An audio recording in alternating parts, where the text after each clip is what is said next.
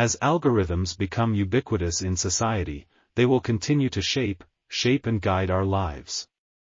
Yet they also have a crucial role to play in our society's future. Critical analysis of the challenges and opportunities that arise from the use of algorithmic processes is vital to ensure their legitimacy and effectiveness. This paper presents the outcomes of a collective intelligence workshop that sought to address these issues. The outcomes of the workshop provided a research agenda for those concerned about algorithmic governance and a means of addressing the specific barriers that existed.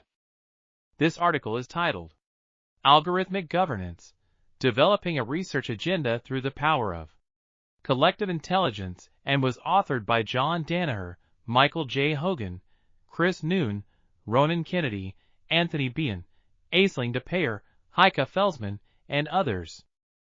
We are article.tv. Article links can be found in the video description.